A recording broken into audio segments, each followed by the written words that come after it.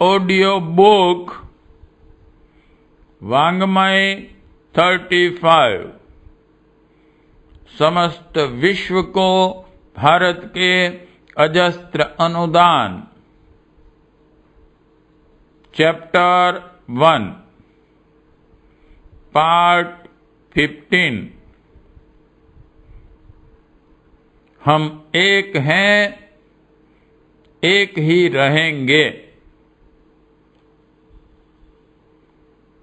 भारतीय संस्कृति की विजय पताका फहराने जिन दिनों स्वामी विवेकानंद अमेरिका गए थे, उस अवधि में उनसे एक अमेरिकी विद्वान ने पूछा कि जब आपकी संस्कृति इतनी महान और समर्थ है, तो भारत को गुलामी की जंजीर क्यों पहननी पड़ी? देश कमजोर और जर्जर क्यों हो गया? स्वामी जी ने उत्तर दिया, यह सब भारतीयों की आपसी फूट की चरम परिणति है। पर एक न एक दिन देशवासियों को अपनी गलतियों का बोध होगा। अतीत से वे सबक लेंगे और अखंड भारत के नवनिर्माण में जुट जाएंगे। तब भारत का उदय एक बृहत्तर राष्ट्र के रूप में होगा। एकता, समता और शुचिता इसका आदर्श होगा। जिन लोगों ने भारत का मध्यकालीन तथा ब्रिटिश राज्य की स्थापना का इतिहास पढ़ा है, वे इन तथ्य से भी परिचित होंगे कि मुट्ठी भर विदेशी आक्रमणकारी और थोड़े से अंग्रेज किस तरह अपने इरादों को पूरा करने में सफल हुए। फूट डालो और राज्य करो, डिवाइड एंड रूल की कूटनीति को अपने चरम स्वरूप में अंग्रेजी शासन काल में एक सशक्त मनोवैज्ञानिक हथियार के रूप में प्रकट हुई, पर इसका प्रयोग मध्यकालीन मुगल शासन से ही आरंभ हो चुका था।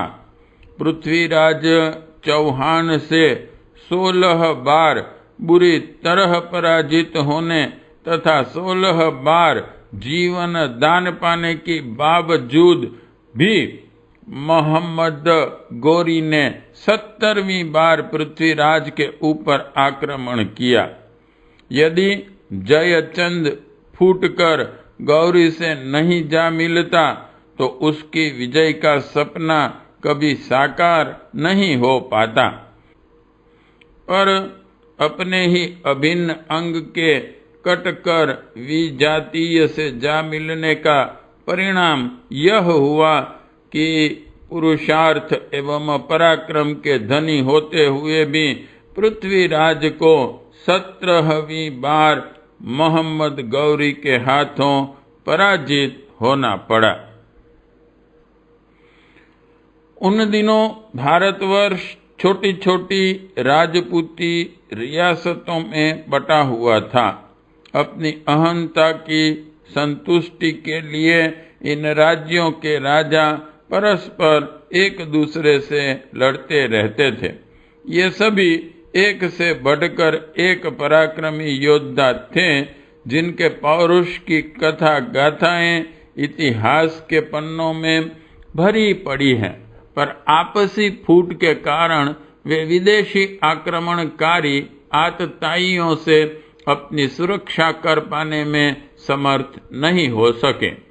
तैमूर लंग, बाबर, नादिर शाह जैसे कितने ही विदेशी मुगल आक्रांताओं ने उनकी इस फूट का भरपूर लाभ उठाया और भारत को रौंदते हुए चले आए, कत्ले आम मचाया और अथाह संपत्ति लूट कर चलते बने। उनकी सफलता का कारण पराक्रम नहीं, वरन भारतीय राजाओं का आपसी मतभेद ही था। परस्पर एकजुट होकर रहने और देश की अखंड एकता को कायम रखने की उदार दृष्टि रही होती तो भारत का इतिहास कुछ और ही होता तथा हजारों वर्षों तक गुलामी के पाश से नहीं पीसना पड़ता।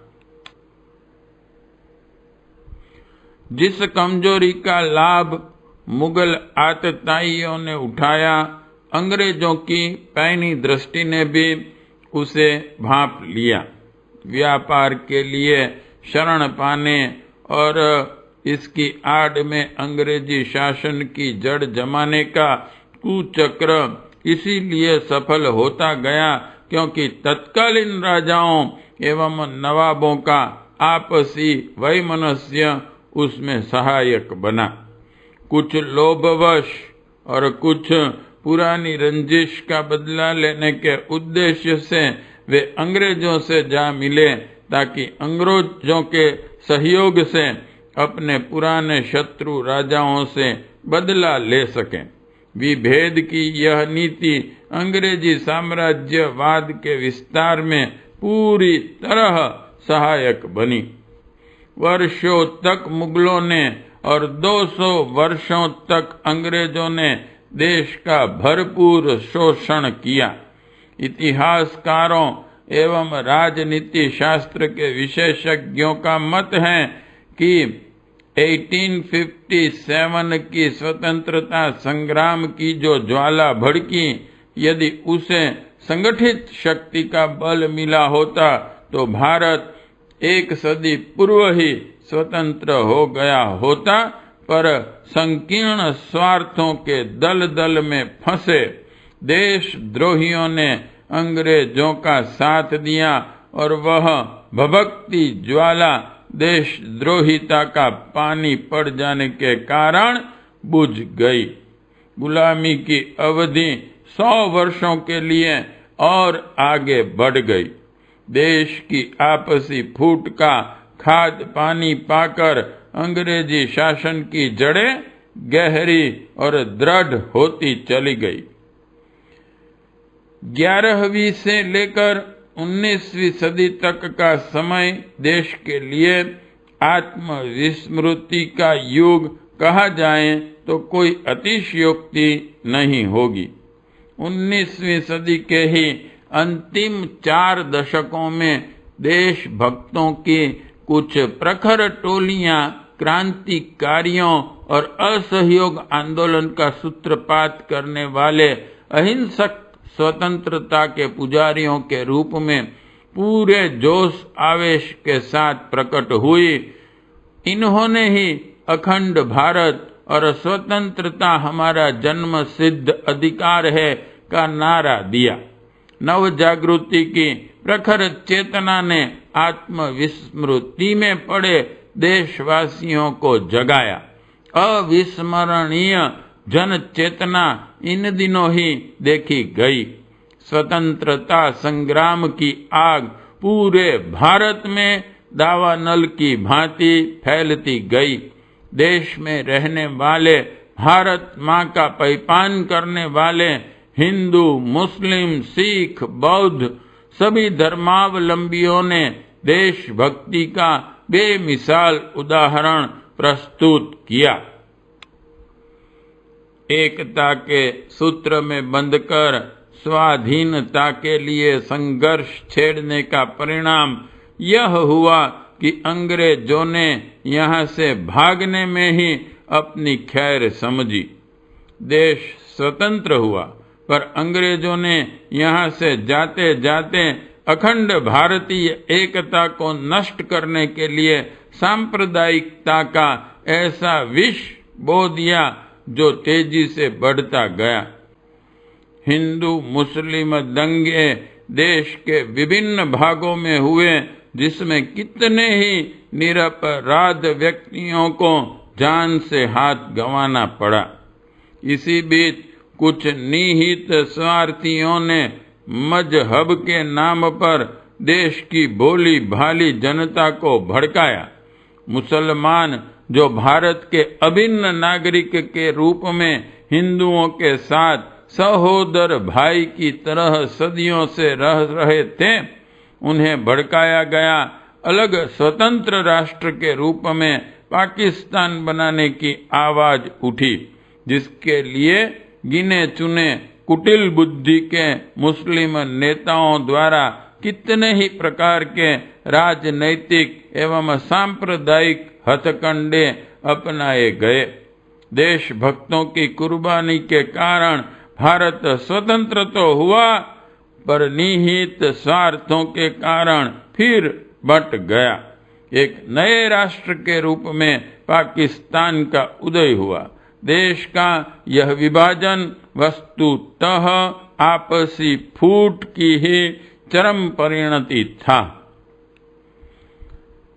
चोरों की दाल वहीं गलती है जहां सतर्कता एवं जागरूकता का अभाव हो।